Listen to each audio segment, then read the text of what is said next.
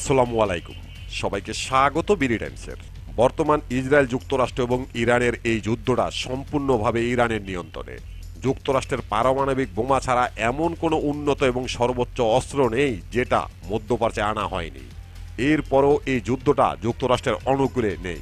ইরানের সাথে যুক্তরাষ্ট্র এবং ইসরায়েলের এই যুদ্ধে যুক্তরাষ্ট্রের সবচেয়ে বিশ্বস্ত গোলামরাও যুক্তরাষ্ট্রের পক্ষে নেই। কেন?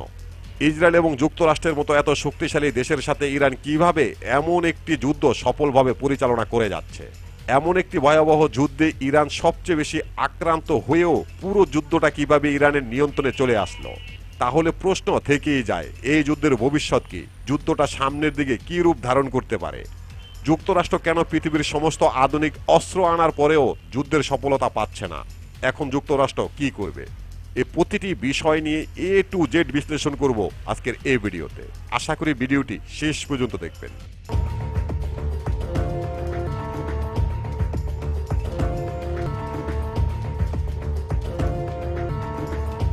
প্রথমেই আলোচনা করব ইরান যুদ্ধে ইসরায়েল এবং যুক্তরাষ্ট্রের পরিকল্পনা নিয়ে। ইরানের সাথে যে একটি যুদ্ধ হবে সেটা যুক্তরাষ্ট্র এবং ইসরায়েলের পরিকল্পনা প্রায় কয়েক বছর আগের। এই পরিকল্পনার অংশ হিসাবে সিরিয়া থেকে বাশার আল আসাদ সরকারকে বিতাড়িত করে ইসরায়েল এবং যুক্তরাষ্ট্র। না হলে এখন ইরানের পাশাপাশি সিরিয়ার সাথে যুদ্ধ করতে হতো ইসরায়েল এবং যুক্তরাষ্ট্রকে। দীর্ঘ 2 বছর যাবৎ লেবাননের হিজবুল্লাহকে অনেকটা দুর্বল করা হয়েছে শুধুমাত্র ইরানের সাথে একটি যুদ্ধের জন্য।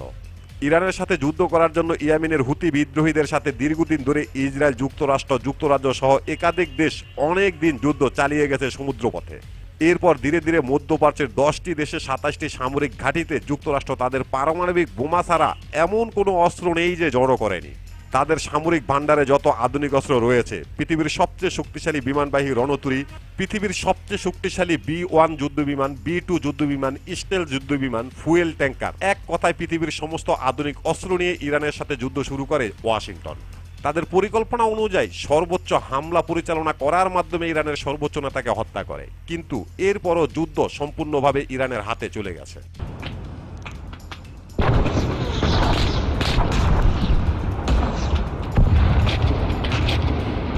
এবার আলোচনা করব পৃথিবীর সবচেয়ে শক্তিশালী ইসরায়েল যুক্তরাষ্ট্রের আধুনিক অস্ত্র এবং এর পাশাপাশি মধ্যপ্রাচ্যের প্রায় 10টি দেশের বিরুদ্ধে ইরান কিভাবে যুদ্ধটা সম্পূর্ণভাবে নিজেদের কন্ট্রোলে নিয়ে আসলো। এর কারণ হলো যুক্তরাষ্ট্র এবং ইসরায়েল যেমন কয়েক বছর যাবৎ পরিকল্পনা করার পর ইরানের সঙ্গে যুদ্ধে জড়িয়ে পড়েছে, ইরানও ঠিক তাদের মতো 3 গুণ বেশি সময় নিয়ে এমন একটি যুদ্ধের জন্য নিজেদের প্রস্তুত করেছে। ইরান খুব ভালোভাবে জানতো যখন তখন যে কোনো সময় এমন একটি ভয়াবহ যুদ্ধের মুখোমুখি হতে হবে তেহরানকে। ইসরায়েল এবং যুক্তরাষ্ট্র ইরানের সাথে যদি একটি যুদ্ধ করার জন্য 5 থেকে 10 বছর সময় নেয়, ইরান এমন একটি যুদ্ধের জন্য নিজেদের প্রস্তুত করেছে প্রায় 40 বছর যাবৎ। এমন একটি যুদ্ধ শুরু হওয়ার পর ইরান কিভাবে টিকে থাকতে হবে এ সমস্ত পরিকল্পনা ইরান বহু আগে থেকে তৈরি করে রেখেছে। বর্তমানে ইরানের সামরিক ভাণ্ডারে কি পরিমাণ সামরিক অস্ত্র রয়েছে তা পুরো বিশ্বের কাছে অজানা, আর এই যুদ্ধের মাধ্যমে এটা খুব ভালোভাবে বুঝতে পেরেছে পুরো বিশ্ব। Mistake tonight, and it will pay for it. The regime in Iran does not understand or determine. এবার আলোচনা করব কিভাবে বোঝা যায় যে যুদ্ধটা এখন পুরোপুরি ইরানের নিয়ন্ত্রণে আর যুক্তরাষ্ট্রের নাগালের বাইরে। আমেরিকা যখন একটি যুদ্ধ শুরু করে তখন শুধুমাত্র যুদ্ধে তারা সামরিক অস্ত্র ব্যবহার করে না, আরও অনেকগুলো শক্তি একত্রিত করে তারা তাদের অ্যাটাক শুরু করে।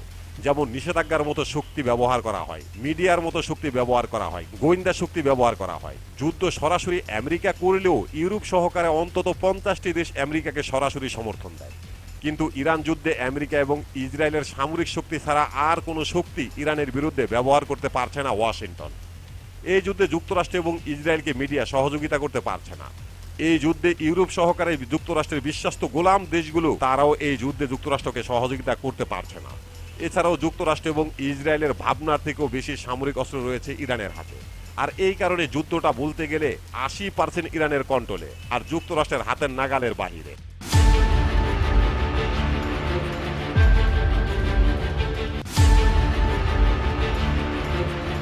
এবার আলোচনা করব বর্তমানে পৃথিবীর সবচেয়ে শক্তিশালী অস্ত্র মিডিয়া এবং ইউরোপ সহকারে যুক্তরাষ্ট্রের বিশ্বস্ত বন্ধু দেশগুলো কেন ইরানের বিরুদ্ধে যুক্তরাষ্ট্রকে সমর্থন দিচ্ছে না।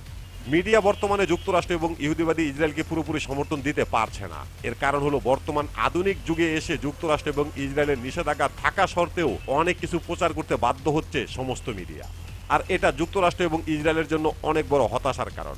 অতীতে যুক্তরাষ্ট্র যে সমস্ত যুদ্ধগুলো পরিচালনা করত সেখানে মিডিয়া এমনভাবে প্রচার করত যুক্তরাষ্ট্র ভালো কাজ করছে, সবকিছু যুক্তরাষ্ট্রের পক্ষে প্রচার করত এবং সবশেষ যুক্তরাষ্ট্রের ক্ষয়ক্ষতি প্রচার না করে যুদ্ধে যুক্তরাষ্ট্রকে বিজয় ঘোষণা করত।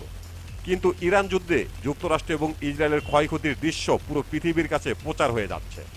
যুক্তরাষ্ট্র এবং ইসরায়েল সাধ্যমতো চেষ্টা করেও তারা এই সব কিছু বন্ধ করতে পারছে না। এটা তাদের জন্য বড় ব্যর্থতা।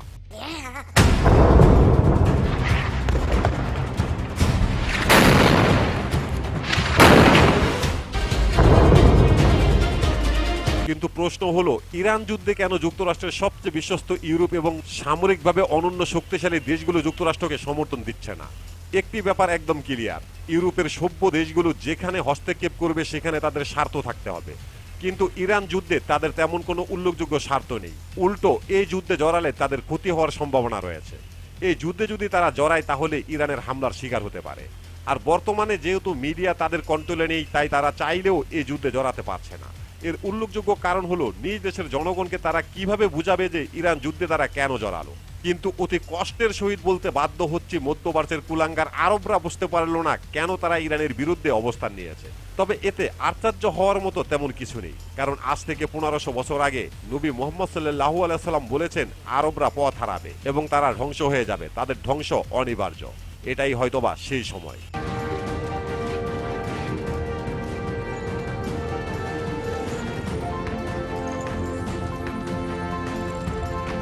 এবার আলোচনা করব এই যুদ্ধটা কিভাবে এখন পুরোপুরি ইরানের নিয়ন্ত্রণে রয়েছে। এর প্রথম কারণ হলো যুক্তরাষ্ট্র এবং ইসরায়েল যে উদ্দেশ্যে যুদ্ধে নেমেছে সেটা হলো আমেরিকা এবং ইসরায়েল চেয়েছে ইরানের শাসন ব্যবস্থা পরিবর্তন করতে, কিন্তু তা সম্ভব হয়নি, আর এমনটা হওয়ার সম্ভাবনাও নেই। ইরান তাদের শাসন ব্যবস্থা সম্পূর্ণভাবে তাদের হাতে ধরে রেখেছে। দ্বিতীয় ব্যাপার হলো যুক্তরাষ্ট্র তাদের সমস্ত শক্তিশালী আধুনিক অস্ত্র আনার পরেও ইরানের সামরিক শক্তিকে তেমন একটা দুর্বল করতে পারেনি। উল্টো তারা আক্রান্ত হচ্ছে ভয়াবহভাবে। বর্তমানে যুক্তরাষ্ট্র নিজেকে টিকিয়ে রাখাই এখন চ্যালেঞ্জ হয়ে দাঁড়িয়েছে। অপরদিকে ইরানের হামলায় ইসরায়েল এবং আরবরা ভয়াবহভাবে ক্ষতিগ্রস্ত হচ্ছে। আমেরিকা ইসরায়েল এবং আরবদের রক্ষা করতে পারছে না। তৃতীয় ব্যাপার হলো হরমুজ প্রণালী এবং সমুদ্রপথ সম্পূর্ণভাবে ইরানের নিয়ন্ত্রণে রয়েছে। তাই মধ্যপ্রাচ্য সহ পুরো বিশ্বের অর্থনীতি এখন ইরানের হাতে বন্দী। সবচেয়ে বড় ব্যাপার হলো ইরানের হামলায় ইসরায়েল এবং যুক্তরাষ্ট্র এর পাশাপাশি আরবদের ক্ষয়ক্ষতি এখন পৃথিবীর কাছে দৃশ্যমান। সবকিছু মিলিয়ে এক কথায় বলতে গেলে পুরো যুদ্ধটা এখন ইরানের নিয়ন্ত্রণে।